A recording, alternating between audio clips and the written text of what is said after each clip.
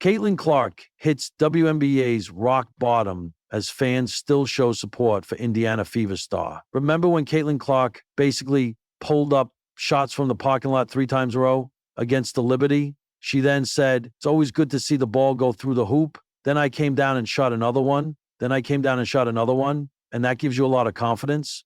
That was her grand return from a quad strain on June 2. After missing 5 straight games, she came back and barely missed a beat while ending the night with a career-high 7 3-point shooters. That's exactly what Indiana fans were hoping to see again when she returned from a groin injury against the Valkyries on Wednesday. But unfortunately for them, the scene was anything but that.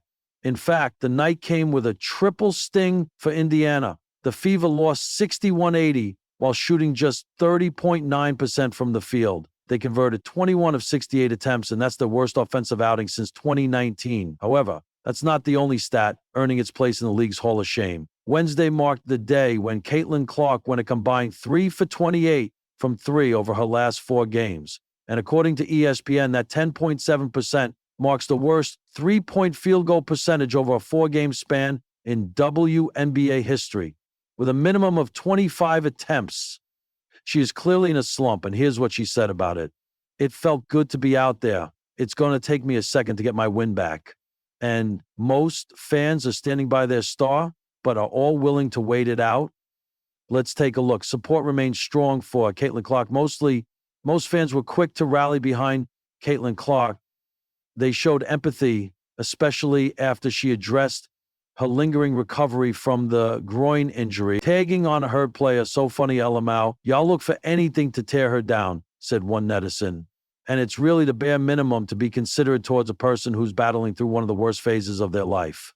"It's challenged me mentally. Really hard to stop and go, stop and go, stop and go, especially when you're not feeling your best. Just trying to get my body as healthy as I can be and remain confident in myself," Caitlin Clark said before her return against the Valks. Another person recorded the same empathetic sentiments while blaming the ones analyzing the stats. They said, "Nonsense. Y'all dig deep to disparage one player who did nothing to you and coming off an 1.5-month injury." That might have been an indirect dig at ESPN. However, not all fans picked the implicit route. Some straight up called out the organization. They wrote that ESPN thinks if they trash CC, their ratings will go up. Because those who hate CC and those love CC will both watch. It's time CC fans boycott at ESPN. That's a serious one considering the amount of backlash ESPN has already been receiving. After Carolyn Peck said the Indiana Fever are more dangerous without Caitlin Clark, she's labeled to be a Caitlin Clark hater. As Peck, along with fellow ESPN analyst Monica McNutt, once rallied behind Angel Reese for WNBA Rookie of the Year. They did it because Angel was putting up grown woman numbers, implying that Clark was not. Apart from these two, ESPN's Elle Duncan has also had some unfavorable opinions about CeCe's popularity and fan base. Duncan has even claimed that before CeCe rose to popularity, there was talk of what was actually happening on the court. You might be wondering how ESPN got dragged into all this. As the post started gaining attention, people began asking the original poster where the image came from. Their response? Just a casual ESPN earlier today. So, the fans have started to pick up on the pattern of coverage, and they're not holding back. Another person called them out with some humor. ESPN doing this, oh wow. However, some people felt the complete opposite as well.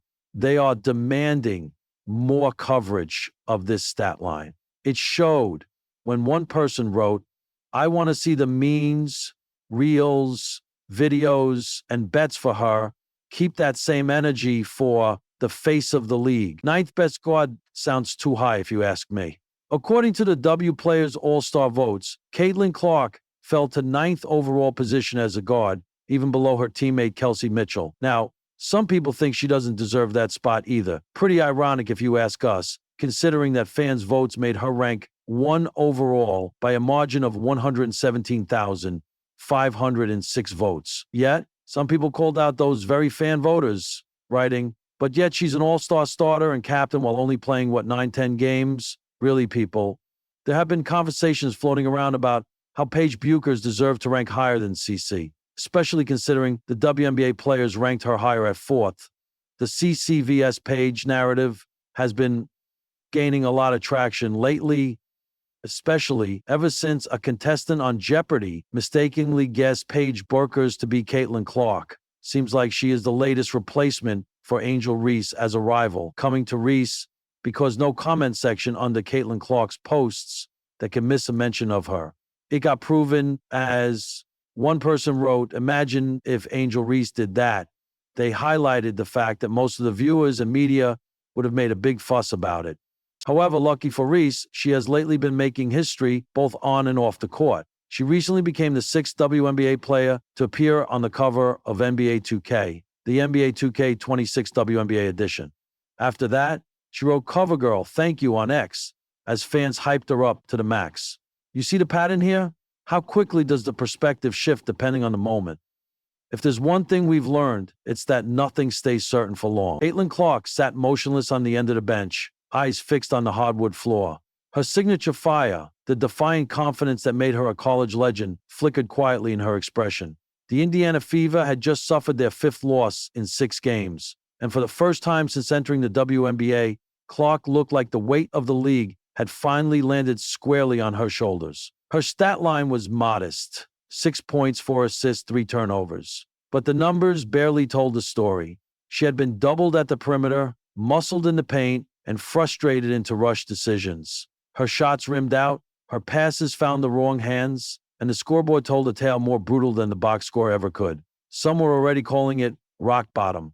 For a player who had been dubbed the great hope of women's basketball, Clark's struggles had become the headline. The noise was deafening. Critics claimed she wasn't built for the league's physicality. Skeptics said she was overhyped, and whispers questioned if she could ever live up to the weight of her own legend. But then, something remarkable happened. As Clark trudged toward the tunnel after the game, towel draped over her shoulder and sweat still clinging to her brow, the arena erupted. It wasn't the home crowd.